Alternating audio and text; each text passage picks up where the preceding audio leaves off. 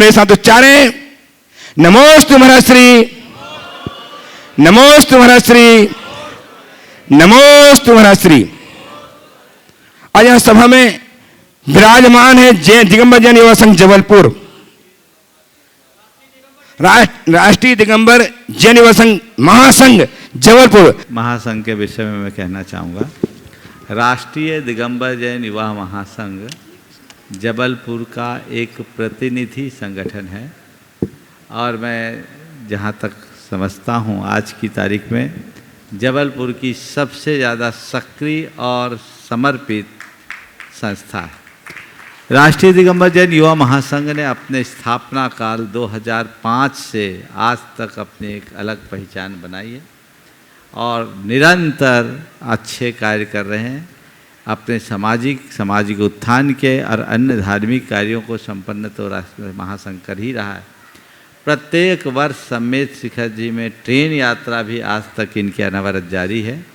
बहुत अच्छी बात है।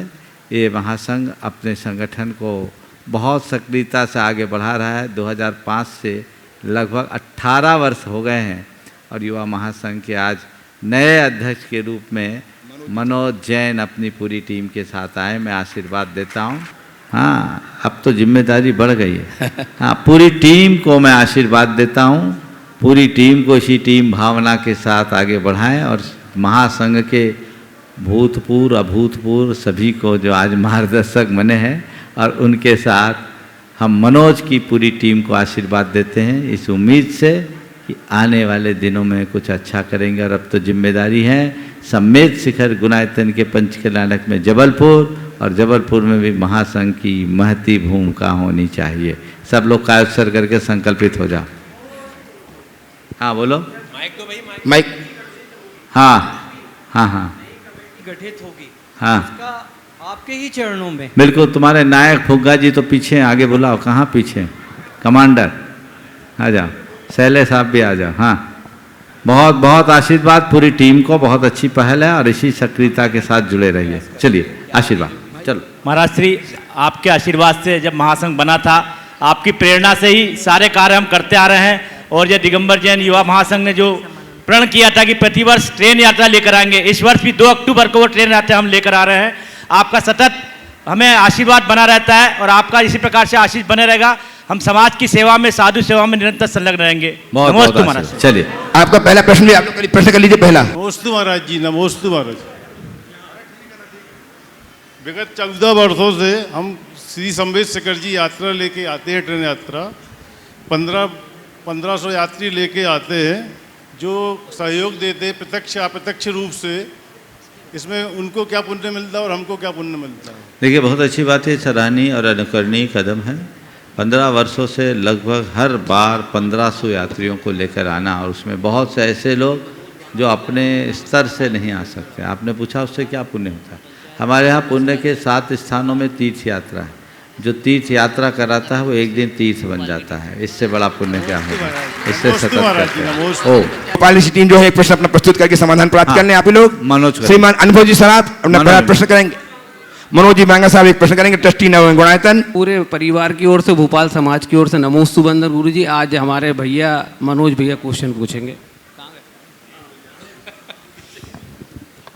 महाराज जी के चरणों में बारंबार नमोस्तु नमोस्तु नमोस्तु। भोपाल शहर का महाराज श्री बड़ा सौभाग्य है कि आपका आशीर्वाद और आपका सानिध्य हमेशा प्राप्त होता रहा है। गुरुदेव का भी सानिध्य और पूरा आशीर्वाद भोपाल शहर के ऊपर है। गुरुदेव, भोपाल वासियों का एक कर्तव्य बनता के गुणायतन के जो पंच कल्याणक हो रहे हैं, ये अद्भुत रचना जो आपके निर्देशन में हुई है उसमें अपना पूरा तन मन धन से सहयोग दे। पंच कल्याणक में भोपाल शहर को जो भी भूमिका मिलेगी वो सहर्ष और उससे अच्छी पूरा करने का प्रयास करेंगे। महाराज श्री, आपके आशीर्वाद से, गुरुदेव की कृपा से और पूरे संघ की कृपा से हमको भोपाल शहर में भी एक अद्भुत जिनालय का निर्माण करने का अवसर प्राप्त हो रहा है। पूरी जैन समाज भोपाल उस काम को करने में पूरा प्रयास कर रही है। महाराज श्री, हम आपके चरणों में निवेदन करते हैं, गुरुदेव के चरणों में भी निवेदन करके आए हैं। जैसे गुरु जी ने अभी हमको निर्देश दिए हैं कि जल्द से जल्द हमको पंच कल्याण की तैयारी करना है, काम को पूरा करके। तो महाराज श्री, आपसे निवेदन है कि हमें मार्गदर्शन दें कि हम उसको काम को क्योंकि आपका अपना एक अनुभव है, हम लोग तो मात्र आपके आशीर्वाद से काम करते हैं, उस काम को जल्दी से जल्दी पूरा कर सकें, आपका निर्देशन। साथ ही साथ क्योंकि भोपाल से आपका और हम सबसे बड़ा आपका स्नेह रहा है, तो आपकी उपस्थिति, गुरुदेव जब भोपाल आए तो आप उनकी अगवानी हम सबके साथ करें, ऐसा आपसे हमारा विनम्र अनुरोध है। परम पूज्य प्रमाण सागर जी महाराज की जय। महाराज श्री एक बात बताना चाह रहा हूँ कि आपके आशीर्वाद और सानिध्य में एक छोटा सा शिखर होता था मंदिर में, आपकी प्रेरणा से बहुत बड़ा शिखर बना।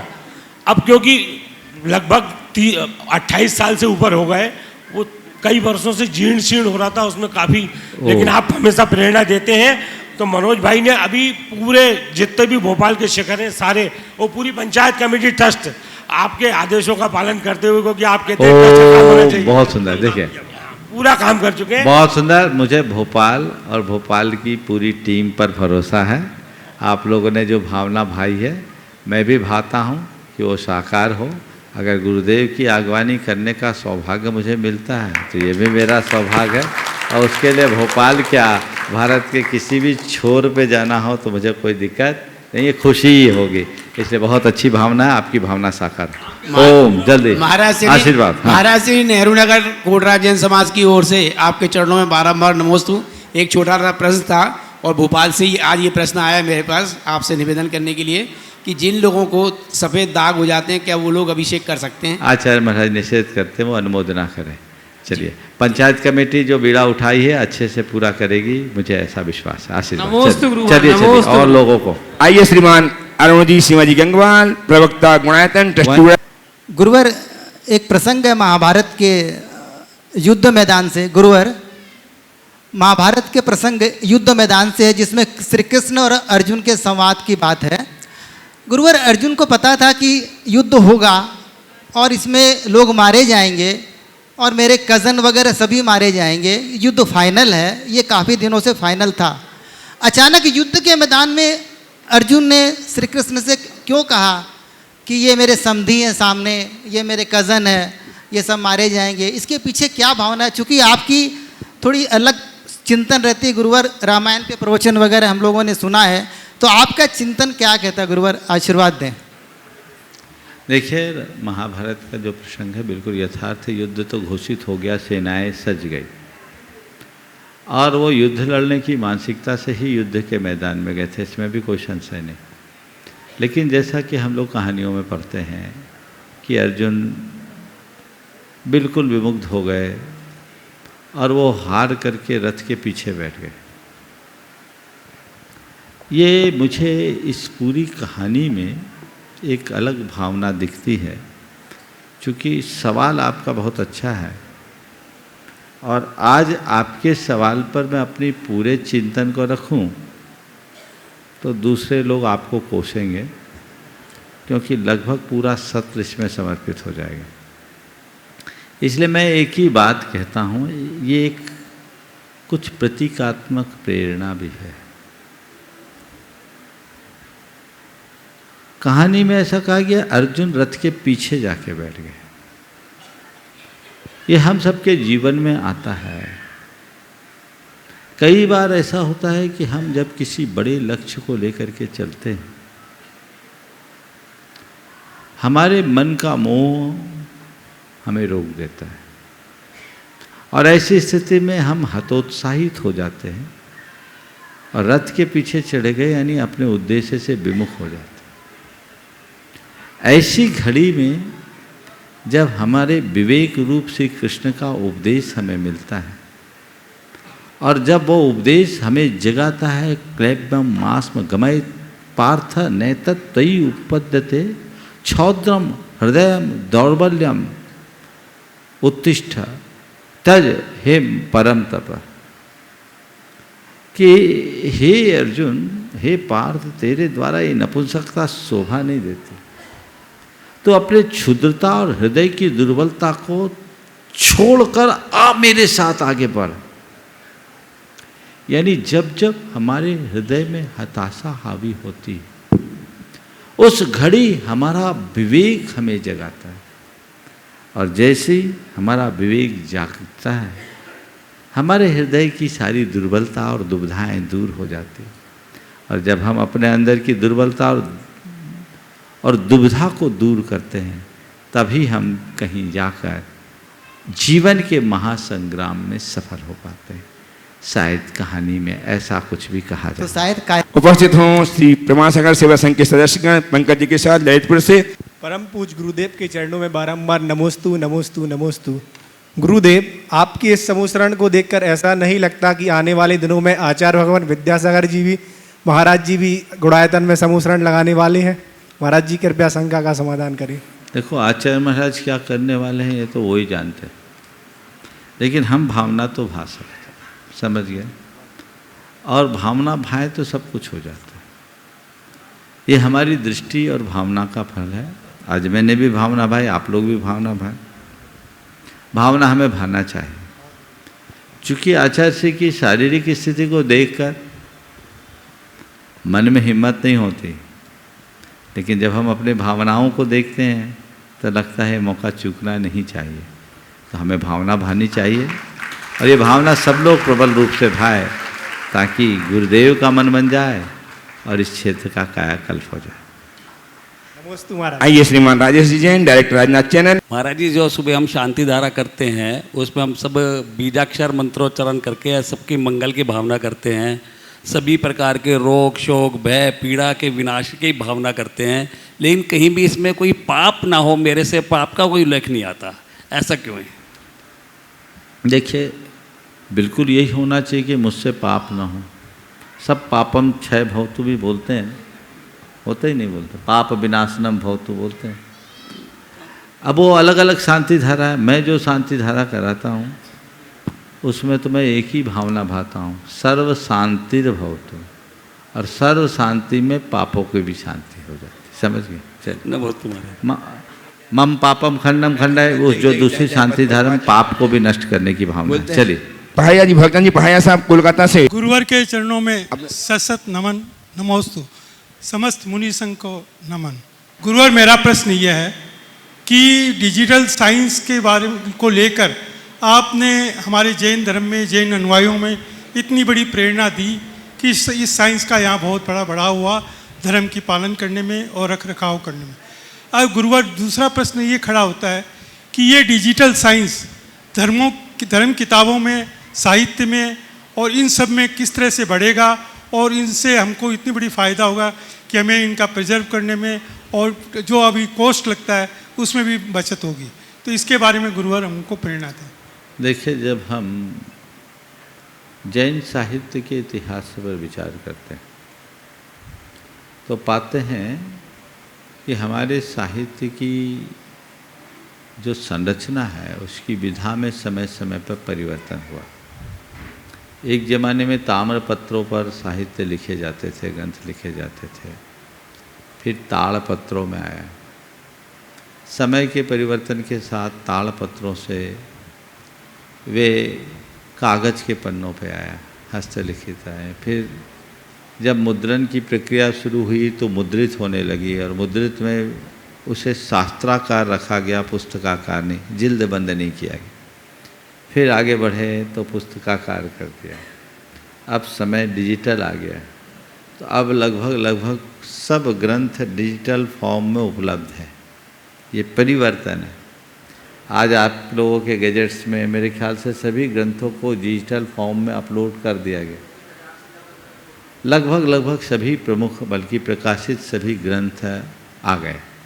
तो ये चीज़ों में तेज़ी से होने वाला परिवर्तन है। अब आप मुझसे पूछोगे कि महाराज इसमें आपकी राय क्या है? अगर मैं एक परंपरावादी साधु के रूप में देखता हूँ तो मैं निषेध करूँगा कि हमें पुराने फॉर्म में ही रहना चाहिए।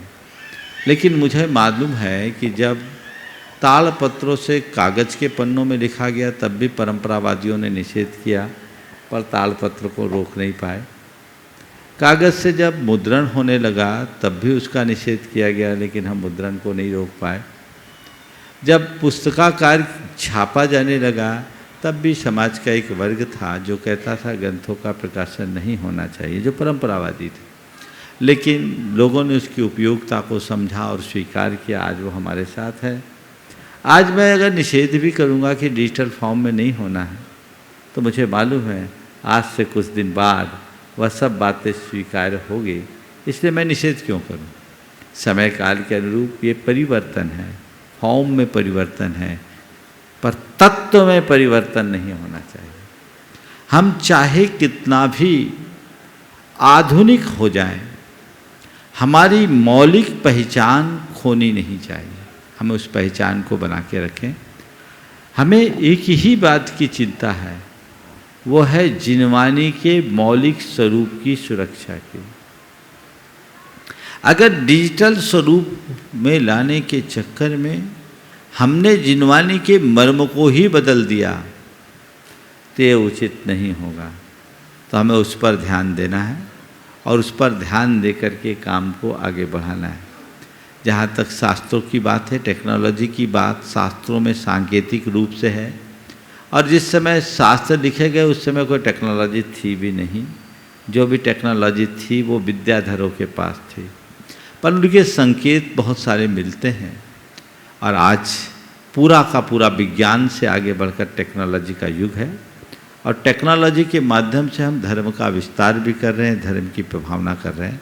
तो हमें ये लाभ लेने में कोई संकोच नहीं करना चाहिए। प्रथम चातुर्मास कलश के स्थापना करता पुरातन के संरक्षक श्रीमान अतुल जी सीताजी लधानी बिटिया वंदना के साथ बक्सरा के वास्ते उपस्थित हों, और तैयार हैं श्रीमान अजित जी नेहा जी जैन, आनंद स्टील सागर। अपने स्थान में खड़े हो जाइएगा आनंद जी। गुरुदेव के चरणों में हम सबका भाव पूर्वक नमोस्तु नमोस्तु नमोस्तु सभी क्षुल्लक महाराज जी के चरणों में इच्छा में। गुरुदेव, सबसे पहले तो मैं ये कहना चाहती हूँ कि आज जो हमें प्रशस्ति पत्र दिया गया, उसके द्वारा हमारा सम्मान किया गया, तो हमें नहीं लगता कि हम उस सम्मान के अधिकारी है, क्योंकि जो गुरुदेव आपके आशीर्वाद से हमें मिला और जो हमने आपके ही आशीर्वाद से अर्पण किया, तो उसमें हमारा तो कोई रोल ही नहीं था, बस हमने तो अपना कर्तव्य निभाया। तो मुझे नहीं लगता कि हम इसके अधिकारी हैं। तो गुरुदेव, इसके लिए गुणायतन परिवार का मैं तहे दिल से धन्यवाद करती हूँ।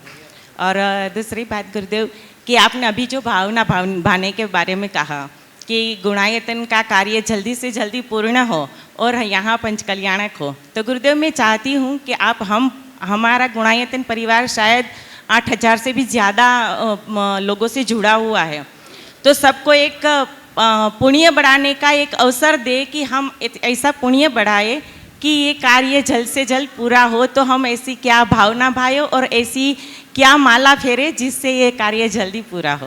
देखिए, बहुत अच्छी बात, पहली बात तो मैं कहूँ, बहुत अच्छी बात की। अगर किसी का सम्मान हो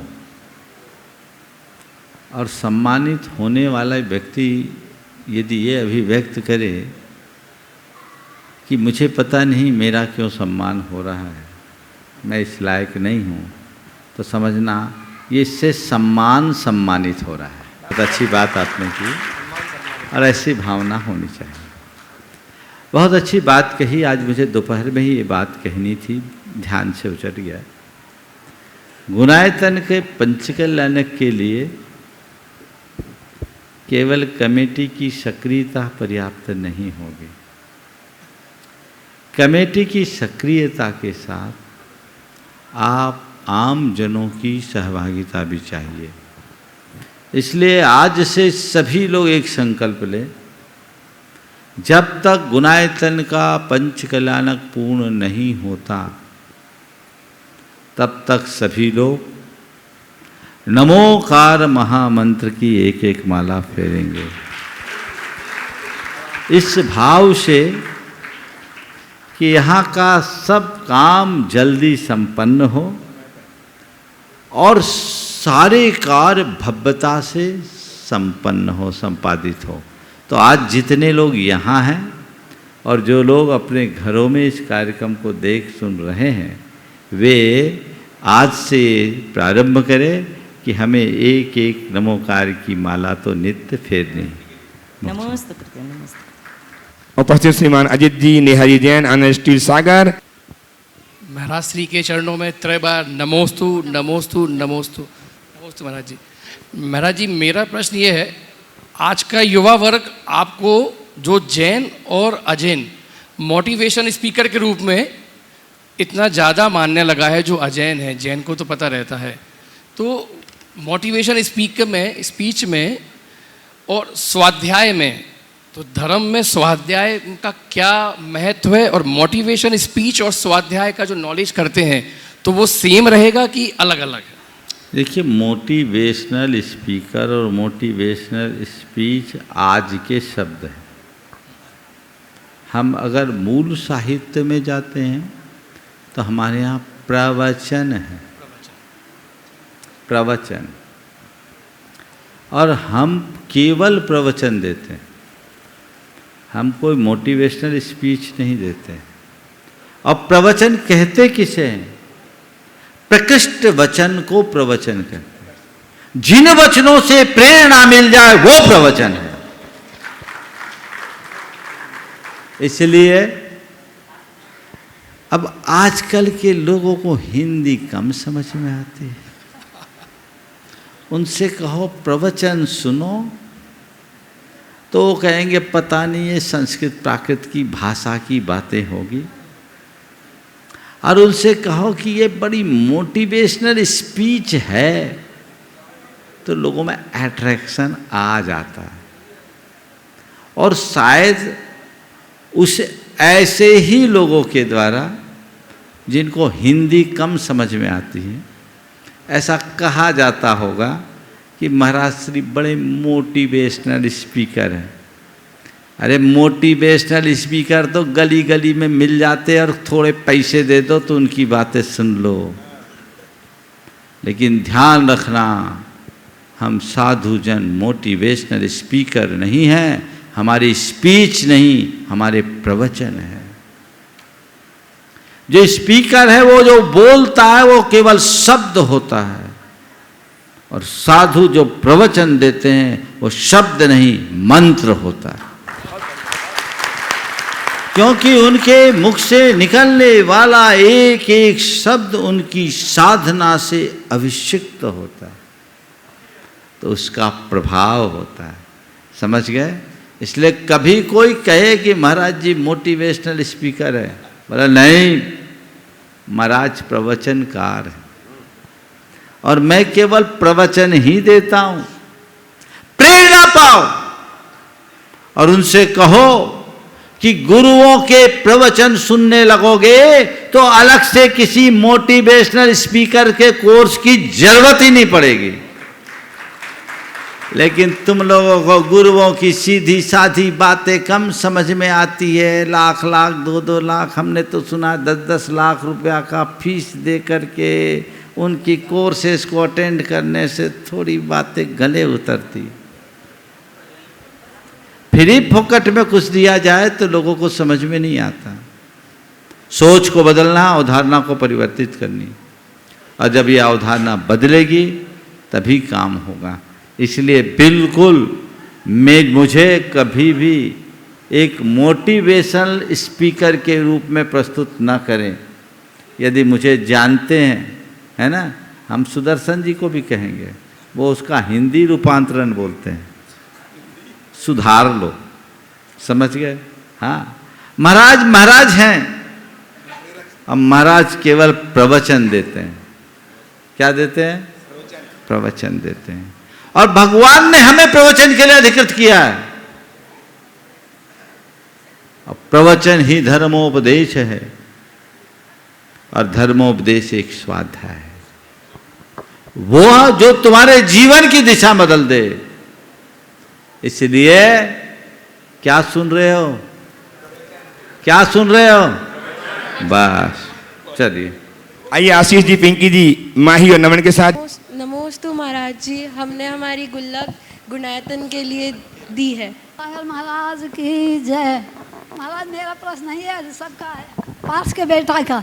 हाँ, मेरा नहीं है, पारस का बेटा का प्रश्न है कि शास्त्र जी में लेख आया है, सबसे पहले अनंत केवली मुनि महाराज हुए, वो मोक्ष गए, तो वह कैसे गए, कौन के बेटा थे? अनंत वीर केवली जो सबसे पहले मोक्ष गए, कैसे गए? मोक्ष मार्ग से गए। नहीं, और वो किसके बेटे थे? तो वे मेरे से तर्क करता है, तो मैंने कि मैं महाराज जी से पूछूंगी, वो बताएंगे। चलो, अनंत वीर जो थे भगवान ऋषभ देव के पौत्र थे, पुत्र या पौत्र, पुत्र थे ना, पुत्र थे। और भगवान ऋषभ देव के केवल ज्ञान के बाद दीक्षा ली, दीक्षा लेने के बाद उन्हें निर्वाण की प्राप्ति हुई। भगवान ऋषभ देव के केवल ज्ञान के बाद दीक्षा ली, दीक्षा लेकर उन्होंने तप किया। केवल ज्ञान सबसे पहले ऋषभ देव को। आइए श्रीमान राजशेखर चंद कुमार जी अपने पूरे परिवार के साथ, और तैयार रहेंगे श्रीमान मनोज जी जैन, सुनील जी सेठी जयपुर से। मुनीश देव के चरणों में मेरा कोटि कोटि नमन। महर्षि, कहा जाता है कि हमारी जिंदगी यही गलत फहमी में रहती है कि लोगों को ये अहम रहता है कि मेरे बिना ये सब कुछ अधूरा है। हकीकत ये है कि मैं 4 दिन गायब हो जाऊं तो लोग मुझे ही भूल जाएंगे। जिसकी जितनी ज़रूरत उसकी उतनी ही अहमियत। न रुका है वक्त की गर्दिश, न ज़माना बदला है। पेड़ सूखा तो परिंदों ने ठिकाना बदला है। जब तक लोगों को अपने से काम था तब तक अपनी जुबान पर आपका नाम था। इन पंक्तियों को महर्षि हम अपने जीवन में कैसे अंगीकार करें? जब तक लोगों को आपसे काम था, लोगों की जुबान पर आपका नाम था। हाँ महर्षि। तो मैं तो कहता हूँ बिल्कुल ये यथार्थ है। जब तक काम है तभी तक नाम है।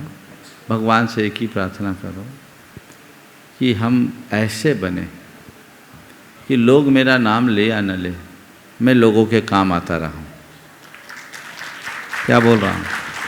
लोग मेरा नाम ले या न ले, प्रभु मुझ में ऐसी सामर्थ्य विकसित हो कि मैं लोगों के काम आता रहूं। जिसके हृदय में ऐसी उदात्त भावना आती है, सब चीजें अपने आप हो जाती। ओम। उपस्थित हो श्रीमान मनोज जी जैन, सुनील जी सेठी जयपुर से। महाराज जी के चरणों में बारंबार नमस्तु नमस्तु नमस्तु। सभी चुल्लक महाराजों के चरणों में इच्छा में। महाराज जी, मेरी ये शंका है, क्या गुरु शिष्य को ढूंढता है? क्या गुरु शिष्य को ढूंढता है या शिष्य गुरु को ढूंढता है? मेरी ये शंका। प्यासा कुएं के पास जाता है या कुआं प्यासे के पास आता है? कुआं प्यासे के पास जाता है। हाँ नहीं, ठीक है, बोलो बोलो। प्यासा कुएं के पास जाता है। प्यासा कुएं के पास। अब दूसरा सवाल पलट के पूछ रहा हूं। प्यास से पानी आता है या पानी से प्यास? प्यास से पानी। ठीक है ना? जब मन में प्यास होती है तो हमारा प्रयास होता है, और जब प्रयास होता है तो हमारी प्यास पाताल से भी पानी निकाल लेती है। बात को थोड़ा गहराई से समझना। तुम्हारे हृदय में गुरु की ललक होनी चाहिए। वो ललक जग गई ना, तभी गुरु का सानिध्य पा पाओगे। जिनेंद्र वर्णी बहुत ख्यात एक स्थापित विद्वान मनीषी हुए, साधक भी थे। उन्होंने जब गुरुदेव के पहली बार दर्शन किए 1980 में, बहुत प्रभावित हुए। एक दिन गुरुदेव के समक्ष ये बात मैंने सुनी थी,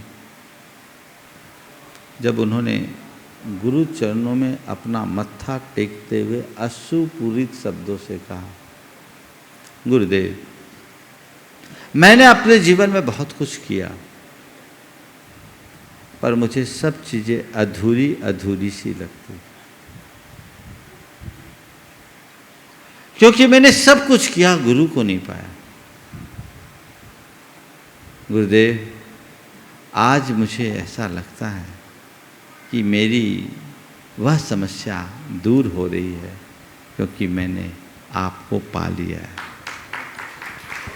और इसके पीछे किसी और का कोई दोष नहीं था, दोष मेरा था कि मैं शिष्य नहीं बन सका। जब तक मेरे भीतर शिष्यत्व प्रकट नहीं होगा, गुरु का लाभ नहीं मिलेगा। समझ गए?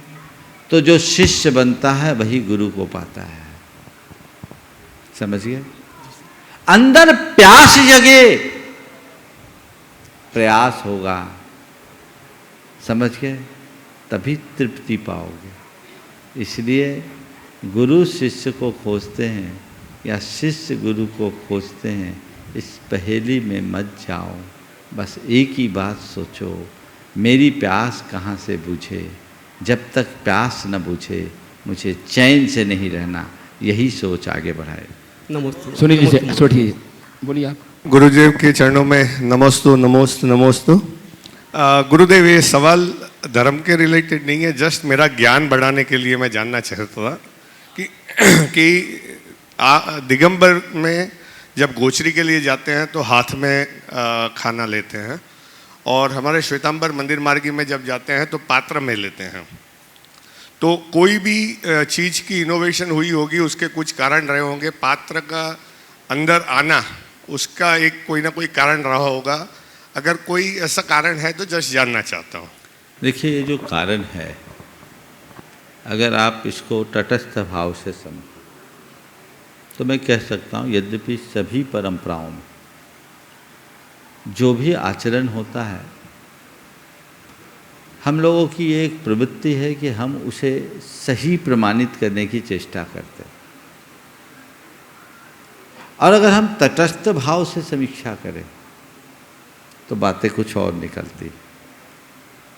मैं जो आपसे बात करने जा रहा हूँ, उस बात को एक जिज्ञासु की भांति सुनना। दिगंबर और श्वेतांबर को सामने खड़े करके मत सुनना। बात ऐसी है कि भगवान महावीर के शासन काल तक संपूर्ण श्रमण परंपरा अविभाजित थी, एक थी, वो दिगंबर थी। श्वेतांबर परंपरा में भी ये कथन मिलते हैं कि भगवान ऋषभदेव के काल में शिष्य वक्रबुद्धि थे और महावीर के समय में अल्पशक्ति थे, इसलिए इन्होंने सचेल धर्म का उपदेश दिया, बाकी सब ने अचेल। श्वेतांबर परंपरा में भी आता है कि भगवान महावीर ने दिगंबरत्व को धारण किया था, बाद में एक देवदूत से डाल दिया गया, वो भी एक झाड़ी में फंसी, फिर भगवान महावीर ऐसे ही रहे। दिगंबर परंपरा इस बात को स्वीकार नहीं करती। दिगंबर परंपरा के अनुसार निर्गंथ अवस्था दिगंबर अवस्था में ही फलती है। तिलतुष मात्र भी परिग्रह हमारी निर्गंथता में बाधक है। उसके अनुसार भगवान महावीर भी पूरी तरह दिगंबर थे, और उसके बाद 3 केवली भगवान हुए, गौतम स्वामी, सुधर्मा स्वामी, जम्बू स्वामी, वे भी दिगंबर थे। 5 श्रुत केवली हुए, विष्णु, नंदिमित्र, अपराजित, गोवर्धन और भद्रबाहु अंतिम श्रुत केवली, वे सभी दिगंबर थे। अंतिम श्रुत केवली भद्रबाहु के काल में संपूर्ण उत्तर भारत में 12 वर्षीय महाभयानक दुर्भिक्ष हुआ। उस दुर्भिक्ष में ऐसी भयावह स्थिति थी कि लोग दाने दाने को मोहताज हो गए। आज इतने एक्सपोर्ट इंपोर्ट के साधन है, तो भी सोमालिया जैसे देशों में जब अकाल हुआ तो हमने उसकी दशा को देखा है, तो उस समय कैसे हो गए कल्पना करें। भद्रबाहु महाराज जी ने सकल संघ को ये निर्देश दिया कि इस क्षेत्र में भयानक अकाल पड़ने वाला है, यहाँ हमारी चर्या निर्बाध नहीं बने, इसलिए सकल संघ को दक्षिण भारत की ओर जाना चाहिए। भद्रबाहु महाराज के कथन पर मुनियों का एक बड़ा समूह दक्षिण भारत की ओर प्रस्थान कर गया। जब मुनियों का ये समूह दक्षिण भारत की ओर गया तो यहाँ के श्रावकों में खलबली मच गई। महाराज, आप चले जाओगे तो हम तो अनाथ हो जाएंगे, आप यहीं रहो। हमारे कोठारों में इतना अनाज है कि हम 12 नहीं 24 वर्ष तक चला लें। यहाँ के श्रावकों के दबाव से मुनियों का एक वर्ग यहीं रुक गया, बहुभाग चला गया। धीरे धीरे यहाँ अकाल का प्रकोप बढ़ा, चर्या में शिथिलता आने लगी। आज जैसे दिगंबर मुनि चर्या करते हैं, खुलेआम चर्या करने में बाधा हो गई, स्थिति इतनी भयावह हो गई कि लोग एक दूसरे का खाना छीन छीन के खाने लगे। तो उस समय यहाँ रहने वाले मुनियों को एक आपातकालिक रास्ता अपनाना पड़ा। वो दिन की जगह रात में जाकर गोचरी करने लगे और अपनी गुफाओं में दिन में भोजन करने लगे। अब रात में लेकर आना है तो हाथ में कैसे लाएंगे, तो पात्र आया। पात्र के बाद अब रात्रि में फिर बहुत सारी सुरक्षा की व्यवस्थाएं करनी चाहिए, मैं व्याख्या नहीं कर रहा हूँ। अन्य जो आनुषांगिक चीज़ें हैं वो उनके साथ जुड़ती गई। जब सुकाल आया, सुकाल आने पर मुनि लोग इधर आए और यहाँ के मुनियों की बदली हुई चर्या देखी तो सबने कहा ये आप क्या कर रहे? तो यहाँ एक बात सामने आई कि भगवान महावीर ने दो प्रकार का उपदेश दिया था, सचेल धर्म अचेल धर्म। एक जिनकल्प और एक स्थविर कल्प। अचेल धर्म जिनकल्पी थे और सचेल धर्म स्थविर कल्पी। जम्बू स्वामी के बाद जिनकल्प का विच्छेद हो गया, अब जो है वो स्थविर कल्प ही और सचेल मुक्ति हो सकती, इसलिए हम लोग ऐसे ही रहे। शुरुआत में जो मुनि थे वो दिन भर दिगंबर रहते थे। जब आहार आदि के लिए जाते थे तो अपने हाथ में एक कपड़ा ऐसे सामने से लटका कर आता और एक संप्रदाय विकसित हुआ जिसका नाम था अर्धफालक संप्रदाय। अर्धफालक संप्रदाय मथुरा के कंकाली टीला से प्राप्त अवशेषों में वहाँ एक आयाक पट्ट मिला जिसमें एक ऐसे मुनि का चित्र अंकित है जो पीछे से दिगंबर है और सामने से ऐसे वस्त्र लटकाए हुए। फिर धीरे धीरे धीरे धीरे वस्त्र कटी वस्त्र में बदला, फिर संपूर्ण वस्त्र, फिर पात आदि धीरे धीरे चीज़ें जुड़ गई। वो चर्या में ऐसे ही परिवर्तन आता है और बीजारोपण हुआ। कालांतर में एक ही जैन संघ, एक ही श्रमण संघ, निर्गंथ संघ दो भागों में विभक्त हो गया। एक दिगंबर कहलाया, दूसरा श्वेतांबर कहलाने लगा। तो ये चीज़ें परिवर्तित हुई है और इसी कारण से ये सब चीज़ें परिवर्तित होती है। मुनियों का जो प्राकृतिक रूप है वो दिगंबर है और दिगंबर परंपरा उसी दिगंबर रूप को मोक्ष मार्ग का आधार मानती है। आइए गुणातन के सचिव अध्यक्ष श्रीमान विनोदी काला साहब। जय जिनेन्द्र आप सबको। आज मैं मारी कहानी सुनाना आया हूँ। सुन छो तो मैं मारवाड़ को हूँ, जानोगे थे हमारे पूरे पूरे है को नहीं है था कने। मैं मारवाड़ को मारवाड़ी हूँ और मैंने कहता शर्म को नहीं आवे। कई लोगों ने शर्म आवे, बोलो मारवाड़ी मन मत कीजियो, मारवाड़ी गाड़ी है। कई लोग यहाँ क्या छोरा छोरा है ना जो क्लास में पढ़ा है, स्कूल में पढ़ा है, आने कहता बहुत डर लगे कि मैं मारवाड़ी हूँ। पर मन कोई डर लगे, मैं तो मारवाड़ी हूँ। और मैं कहता बहुत मजा आ रहा है कि मैं मारवाड़ी हूँ। से समझो ना, समझो कि नहीं? हाँ तो थे सब मोटा मोटी तो सब मारवाड़ी यहाँ पा। तो मारवाड़ी कहता कहता थे पूछो आज कहानी क्यों कह रहे हो? वो तो रोजाना चिल्लावे है, ऊपर भाषा में बोल रहा है। आज वो मारवाड़ी, आप मारवाड़ी की बात क्यों कह रहे हो? सोचो तो रवि रवि कहीं सोचो, सोचो बताओ तो सही क्यों कह रहे हो कहानी? मैं कहने को कारण है, जानो मारवाड़ी है ना, मारवाड़ी है जो फलात करना में मास्टर है। मारवाड़ी फलात करना में मास्टर है। बोल चो फलात की नहीं कहवे, फल ने फलात को नहीं कहवे। छोरे सुनो तू, फल ने फलात को नहीं कहवा, मैं कहवा फलात। मारवाड़ी फलात में होशियार है। फलात की नहीं कहवा, रिटर्न ऑन इन्वेस्टमेंट। अच्छा अंग्रेजी में बोलो ना मास्टर, अब प्रमाण सागर जी बोले ना, अब लोग बाग बोला कहीं मोटिवेशनल, मन स्पेलिंग ही को नहीं आया यार मोटिवेशनल। मैं तो प्रवचन सुना तो बिहानी फलात कहीं चीज है, return on investment. Vijay Babu chartered accountant bank में जगह जाओ ना, इन्वेस्टमेंट करो थे लोग, इन्वेस्टमेंट बोला ना, इन्वेस्टमेंट करा कति रिटर्न ऑन इन्वेस्टमेंट है विजय बाबू। बिन्ने में लोग मारवाड़ी में फलात के वहाँ फलात। अब देखो मैं मारवाड़ी, मैं फलात करूँ, कत्तो दियो कत्तो आयो पाछो, जना 10 गुणों नहीं आवा ना, जना मैं काम को नहीं करूँ।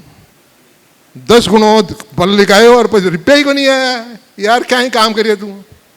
10 गुणों आवे जना मैं काम करूँ, पर थे लोग समझो जना है बात समझाना कितने कह रहे हूँ कि मारवाड़ी को के होशियार हुए, मारवाड़ी फलात करे क्या करे, इन्वेस्टमेंट करो। आकाद मैं खुद को नहीं कह रही हूँ, अपना गुरुजी का गुरुजी कहीं के मैं सुनाऊँ, थाने सुनाऊँ, आगे भी सुनायो, अब फिर सुना दूँ थाने, सुन तो सुन हाँ सुनो सुनो सुनो। हिंदी में बोल शू, अब मारवाड़ी थे कम हो तो हिंदी में सुन लो, नहीं हिंदी में कह दे सुन।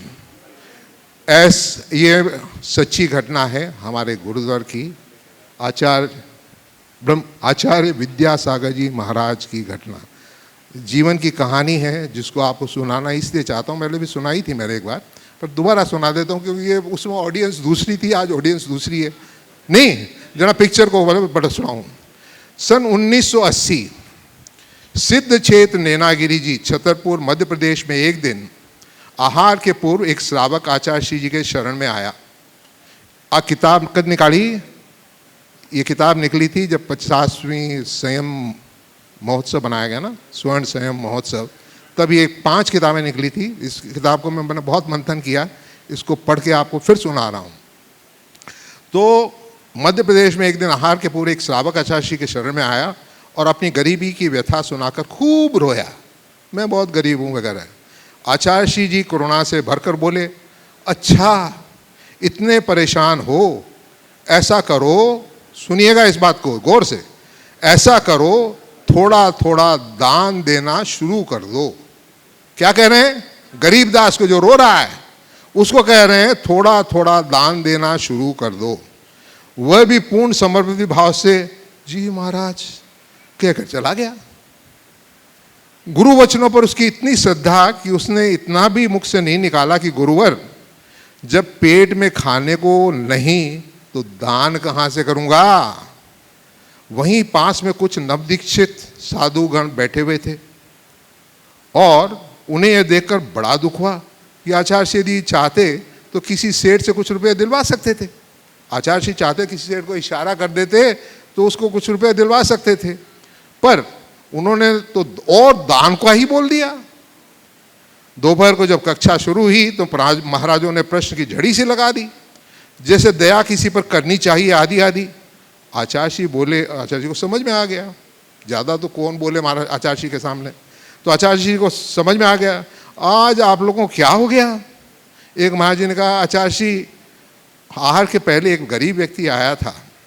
आचार्य श्री को बात समझ में आ गई, वो बोले अच्छा आप सब तो गरीबों के मसीहा हो और हम उनके दुश्मन।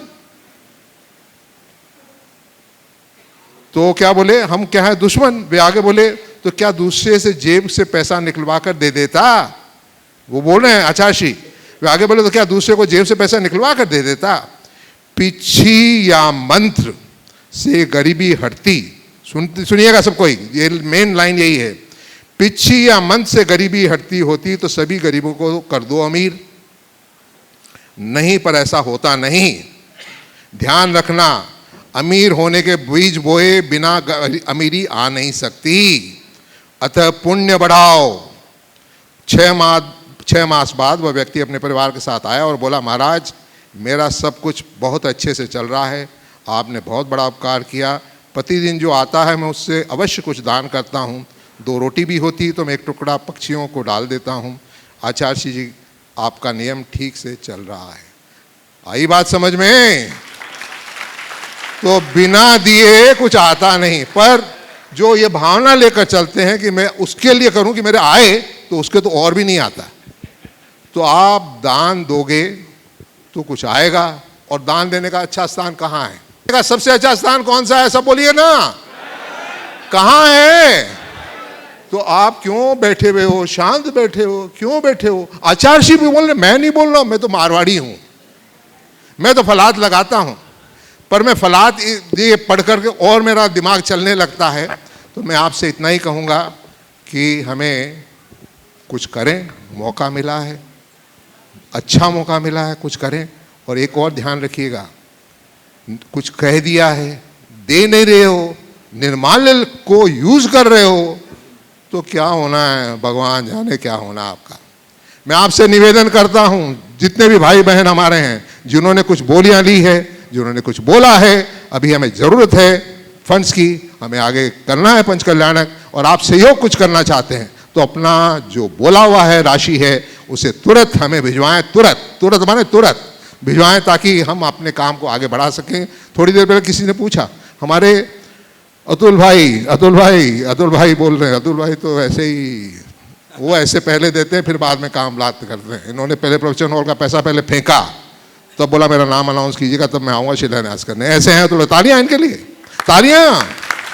तो आपसे ये कहना है कि निर्माल को यूज नहीं कीजिएगा, माला माल होना है तो पहले दीजिएगा। और एक और बात, दूसरी बात, इस बार आचार्य श्री को लाना ही है, लाना ही है, और लाना ही है, पूरे संघ को लाना है। तो जुड़ जाइए, हम लोग जितनी बार जाएंगे उतना कम है, उनसे अनुरोध करना है। वो तो कभी हाँ नहीं करते, कभी ना नहीं करते, कुछ बोलते भी नहीं, कहाँ जाते हैं पता नहीं चलता। पर हमको उनको, हमारी इच्छा है, हम सबकी इच्छा है कि उनका सानिध्य मिले पंच कल्याणक में, है ना? हाथ ऊंचा करो, हाथ ऊंचा करो। जय जिनेन। ये मेरा बेटा है सौरभ, 13 साल बाद यूएसए में 13 साल रहा, 13 साल बाद बोला मेरे को देश में चलना है, मेरे बेटों को संस्कार देने हैं, भारतवर्ष आ गया, नहीं तो कोई लौट के आते नहीं। धन्यवाद, थैंक यू सन। ये हमारे गुणायतन के यशस्वी अध्यक्ष विनोद जी काना, जो अति उत्साह के साथ, बड़ी शक्ति के साथ आपके समक्ष आए, और मैं आमंत्रित कर रहा हूँ श्रीमान गुणायतन के समय संरक्षक विजय सराबी साहब को अपने प्रश्न के साथ उपस्थित हों। नमोस्तु गुरुदेव। गुरुदेव के चरणों में मेरा सपरिवार और कोलकाता समाज की ओर से बारंबार नमोस्तु। गुरुदेव कबीरदास जी का दुआ है, गुरु गोविंद दो खड़े काके लागो पाए, बलिहारी गुरु आपने गोविंद दियो बताए। गुरु की महिमा से सब परिचित है गुरुदेव। कल गुरु पूर्णिमा का पावन पर्व है। मैं जानना चाहता हूँ कि शिष्य का गुरु के प्रति क्या कर्तव्य और कैसा समर्पण हो। सवेरे तक प्रतीक्षा करो, सवेरे ही बता। नमस्ते गुरुदेव, नमस्ते। हाँ, प्रेमी परिवार से श्रीमान इंदिरा रमेश जी अपना प्रश्न प्रस्तुत करेंगे। बोलो। नमस्ते महाराज श्री। हाँ बोलो। क्षुल्लक महाराजों को चरणों में इच्छा में। महाराज श्री, ऐसा अमूमन देखा जाता है कि धन की ताकत से व्यक्ति मगरूर हो जाता है, दूसरी तरफ धन की दुर्बलता से व्यक्ति मजबूर भी हो जाता है। तो महाराज श्री, एक तरफ मगरूर होता है, दूसरी तरफ मजबूर होता है, तो अब समझ में नहीं आता है कि धन का रोल जीवन में है क्या। कृपया मार्गदर्शन करें। आपने बड़ा अच्छा सवाल किया। धन की ताकत से व्यक्ति मजबूत हो जाता है, मगरूर हो जाता है, मगरूर हो जाता है, और धन की अभाव में जी व्यक्ति मजबूर हो जाता है। आपने पूछा आखिर में धन है क्या। मैं केवल इतना ही कहूँगा, धन एक शक्ति है, इसका सही दिशा में उपयोग करो तो मजबूत बनोगे, और गलत दिशा में उपयोग करो तो मजबूर बनोगे। मैं मगरूर शब्द को हटाकर मजबूत शब्द का प्रयोग करना चाहता हूँ। धन साधन है, और जो साधन को साधन की भांति देखते हैं, वे धन का उपयोग करते हैं, उपभोग करते हैं। वो धन के ऊपर हावी होते हैं, धन को अपने ऊपर हावी नहीं होने देते। जब धन के ऊपर हावी रहोगे तो मजबूत बनोगे, और धन को अपने ऊपर हावी कर लोगे तो मजबूर बनोगे। जी। तो सीमा रेखा समझें। धन जीवन के लिए है, जीवन धन के लिए नहीं। हमेशा अपने आप को पैसे से ऊपर स्थापित करो, अपने ऊपर पैसा हावी मत होने दो। हम लोगों ने अनेक प्रकार के प्रतीक बनाए हैं और कई चीज़ों के लिए हमने देवी देवताओं को भी प्रतीक बनाया है। सरस्वती, लक्ष्मी, दुर्गा, ये है ना। धन की देवी के रूप में लक्ष्मी को माना गया और लक्ष्मी के वाहन को उल्लू बनाया गया। क्यों? मतलब समझते हैं? जो लक्ष्मी को अपने सिर पर बिठाए हैं, कौन बिठाया है? कौन बिठाया है? थोड़ा जोर से। तो आगे नहीं बोलूँगा मैं ये शब्द अपने मुंह से नहीं बोलना चाहता। मैं तो यही जानता हूँ, आप सब लोग बड़े अच्छे हो। दो भिखारी के बच्चे आपस में बात कर रहे थे, बाजू में दो सेठ के बच्चे बात कर रहे थे। एक सेठ का बेटा बोला, मेरे पिता ने अपने पीछे 10 करोड़ की संपत्ति छोड़ा। दूसरे ने कहा, मेरे पापा ने 100 करोड़ की संपत्ति छोड़ी। दोनों भिखारी के बेटे आपस में बात करते हुए कह रहे थे, दोनों उल्लू के पट्टे हैं। दोनों के दोनों उल्लू के पट्टे हैं। ये शब्द सेठों ने सुन लिया। बोले, तो हमें उल्लू के पट्टे क्यों बोलता? बोले, क्या बोलूँ? एक कहता है मेरे पिता ने मेरे अपने पीछे 10 करोड़ छोड़ा, एक कह रहा 100 करोड़ छोड़ा। बोले, हमसे पूछो, हमारे बाप ने हमारे पीछे सारी दुनिया छोड़ दी। जीवन के सत्य को समझिए।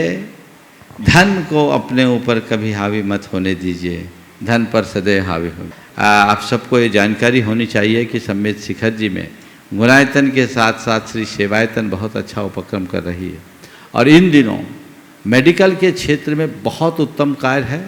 और अभी एक नया उपक्रम 26 तारीख से 27 तारीख से, पिछले 27 जून से श्री सेवायतन ने चालू किया है, doctor in your door step. गांव-गांव में जा कर के प्रतिदिन वहाँ अनेक मरीजों की सेवा और चिकित्सा की जा रही है। और सेवायतन का जो अस्पताल है वो पूरी तरह से सुसज्जित सर्व सुविधा संपन्न अस्पताल है, जिसमें आज प्रतिदिन 100 से अधिक रोगी आते हैं और 5-5 डॉक्टर वहाँ अपनी सेवाएं समर्पित कर रहे हैं। जिसमें डॉक्टर सुभाष बुत्रुक, उनकी धर्मपत्नी, ये बहुत तत्परता से अपना सारा काम कर रहे हैं। तो वो बहुत उत्तम कार्य है। उसके महामंत्री विजय जी पांड्या आपके बीच है। मैं आप सबसे कहूँगा कि सेवायतन से भी जुड़ना आप सबको चाहिए। लगभग गुणायतन से जितने लोग जुड़े हैं सभी किसी न किसी रूप में सेवायतन से जुड़े हैं। इन दिनों जो सेवायतन का काम चल रहा है वहाँ पूरी पैथोलॉजी है, एक्सरे की सुविधा है और कोई रजिस्ट्रेशन काउंटर नहीं है। 0 फी के साथ न केवल जांच अपितु पूरी मेडिसिन भी सेवायतन के द्वारा फ्री ऑफ कॉस्ट दी जाती है। और ये पिछले अनेक वर्षों से कार्य हो रहा है। देश भर के लोगों को इसकी जानकारी होनी चाहिए, जिसमें हमारी यात्रीगण भी लाभान्वित होते हैं। एक एम्बुलेंस, दूसरी भी आ गई क्या? आने वाली। एक एम्बुलेंस 24 घंटे उपलब्ध रहती है रोगियों की सेवा के लिए। तो ऐसा कार्य यहाँ के सर्वतोमुखी विकास की एक मधुर कड़ी है। हमें ऐसे कार्यों को आगे बढ़ाना चाहिए। सेवायतन के महामंत्री कुछ अपनी बात करना चाहेंगे तो करें। नमोस्तु महाराज, नमोस्तु। महाराज श्री के प्रेरणा से महाराज श्री ने सब पूरी बात बताई। पिछले वर्ष 2022-23 में 20,000 से ज़्यादा यात्रियों और जो आसपास के गांव वाले हैं उनका उपचार निशुल्क रूप से हुआ और उन्हें निशुल्क रूप से दवाइयाँ भी प्रदान की गई। इस साल 22-23 में हम लोग ने इसका टारगेट रखा है 20 का 60, 20,000 से 60,000 जाने का टारगेट रखा है। इस मकसद को पूरा करने के लिए हम लोग ने फिर से महाराज श्री टेक्नोलॉजी के प्रेरक हैं। टेक्नोलॉजी को सबसे पहले महाराज श्री ने ही उसका यूज़ किया और जैन धर्म इतना सब घरों में पहुंच पाया। आज इसी टेक्नोलॉजी को यूज़ करते हुए ऑनलाइन क्लिनिक, ऑनलाइन सेवा के माध्यम से हम लोग ने 3 वर्ग से स्ट्रैटेजी किया कि सेवायतन में तो निःशुल्क सेवाएं हो रही हैं, हम लोग गांव-गांव में भी जा कर के कैंप लगाएं। और तीसरा, हमने ऑनलाइन क्लिनिक के माध्यम से एक इंदौर की कंपनी है मेडिसेवा, उसको भी साथ जोड़ करके कि ये आसपास में ऑनलाइन क्लिनिक्स रखे जहां पर निःशुल्क डॉक्टर का परामर्श मिले और हम वहां दवाइयों को भी वितरण कर सकें। तो इस प्रकार हम लोग का इस बार उद्देश्य है कि 20 का 60 करें। पंच कल्याणक के पहले हम लोग का उद्देश्य है कि गांव में हर व्यक्ति इससे लाभान्वित हो ताकि हमसे वो जुड़ सके, मन से जुड़ सके, गुणायतन परिवार से, सेवायतन परिवार से मन से जुड़ सके। बहुत सुंदर जी, चलिए श्रीमान। एक मिनट मैं और कहना चाहूँगा। अभी कुछ दिनों पहले ही हमारे पूर्णमल जी, पवन जी, दौलत जी, पाटनी, कलकत्ता, आशिका ग्रुप, उन्होंने एक एम्बुलेंस प्रदान की है कि घर घर जो doctors at your door step जो दूसरी जो एम्बुलेंस जाएगी इलाज के लिए, वो सेवायतन को दी है, उन्होंने प्रदान की है। उनके लिए भी एक बार तालियां जोरों से हो जाए। और हमारे पास कई ऐसे ऑफर्स आए हैं जो कि हमारे दिल्ली से भी आर के जैन साहब, आर के जैन ने पूरी पैथोलॉजी दी, एक्सरे मशीन। तो इनके लिए तालियां जोरों से। और वो तो अभी कह रहे हैं कि आप जिस तरह से मेरे को जोड़ना चाहते हो मैं जोड़ूंगा। जैन साहब, आप भी कुछ कहना चाहते हो? मेरे को बोलते रहते हो, तो आप भी जरा अपने मुंह से बोलो ना, 1 मिनट। देखिए, वैसे तो मेरा अपना क्षेत्र काम का शिक्षा है, लेकिन शिक्षा के मुकाबले में ये जो अभयदान है, दवाई है, इलाज है, ये है। मैं सबसे पहले भाग्य उदय तीर्थ सागर से जुड़ा था।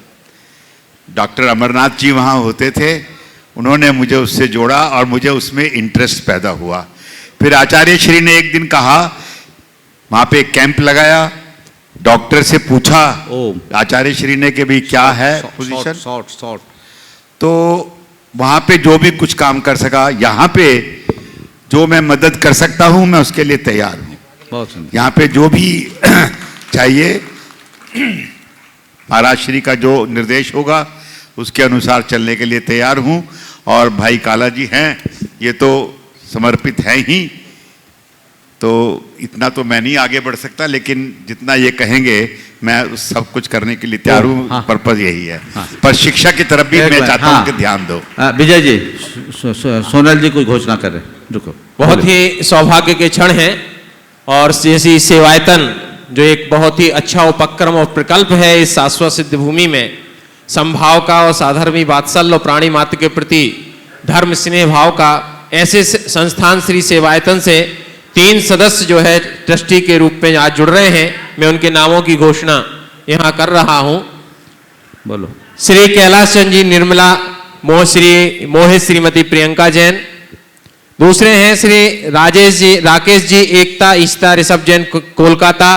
तीसरे परिवार श्री मयंक श्वेता सानिध्य किमेरा परिवार नागपुर। और एक परिवार और है, हाँ ये कैलाश चंद जी निर्मला एक है और श्री मोहित जी प्रियंका ये दूसरे हैं, 2 अलग अलग हैं। और हाँ ये एक बार इस परिवार के लिए जोरदार करतल ध्वनि से स्वागत करें। ये वो परिवार जिन्होंने यहाँ की व्रती भोजनशाला का पूरा औदार्य भी प्रकट किया है, अन्य कार्यों में भी इनका योगदान है। बहन सुनीता बहन इससे पूरी तरह से जुड़ करके एक काम कर रही है। एक बार इनकी जोरदार करतल ध्वनि से। और इन्होंने भाव व्यक्त किया है कि हमारे परिवार के जितने सदस्य होंगे सभी सेवायतन के संस्थापक सदस्य होंगे।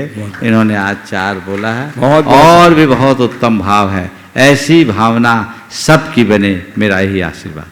चलिए दिनेश जी गंगवार साहब अभी उपस्थित हों कोलकाता से। जैन साहब ने, आर के जैन साहब ने 5 लाख रुपए और आर के जैन साहब दिल्ली, इन्होंने 5 लाख की घोषणा सेवायतन की बहुत साधुवाद। इन्होंने 5 लाख दे दिए हैं, इनकी एक बार 5 लाख इसको सेवायतन को दे दिए हैं। फिर बहुत एक बार तालियां तालियां तालियां तालियां। क्या बात, बहुत सुंदर। और जिनको देना- श्रीमान दिनेश जी गंगवाल साहब अपना प्रश्न के साथ उपस्थित हो। नमस्ते महाराज जी। तैयार हैं विजय जी गंगवाल तैयार रहेंगे गुवाहाटी से। महाराज जी आपके आशीर्वाद से 108 पामान सागर फाउंडेशन ने आपका द्वारा किए हुए उद्घाटन का पानी का पियाव का 1100 क्रॉस का गया, उसके लिए आपका आशीर्वाद चाहते हैं ये आगे जाके 2000 में बढ़े। मेरा दूसरा प्रश्न है, गुनायतन में जो आपका पंचकलान का अनाउंस सुनते हुए कलकत्ता में हलचल चल गई, हमारी पूरी टीम गुनायतन में आपका कोई भी सेवा के लिए तत्पर है, आप हम लोग को खाली निर्देश दीजिए, हम पूरा देखिए साल बहुत बहुत पहले तो मैं चाहूँगा एक बार जोरदार करता ध्वनि से इनका अभिनंदन करें। इन्होंने प्रमाण सागर फाउंडेशन बनाकर कोलकाता में शुरुआत किया था थानों में प्याव लगाने का, 108 का सोचा था, 1100 प्याव सर्व सुविधा संपन्न लगा दिए पूरे कोलकाता में। ये अपने आप बहुत अच्छी बात है और सब जगह दिगंबरत्व को इन्होंने प्रवेश कराया। और जहाँ तक आपने कहा गुनायतन का काम में आपका सहयोग करेंगे, भाषा बदलिए, गुनायतन आपका है मेरा नहीं, आप बदलिए, हमारा काम है। किसका काम है? हमारा काम है और हमें पूरा करना है। समय आप सबका हो गया, सभी को आशीर्वाद। यहीं पर विराम। बोलिए परम पूज्य आचार्य गुरुवर श्री विद्यासागर जी महाराज।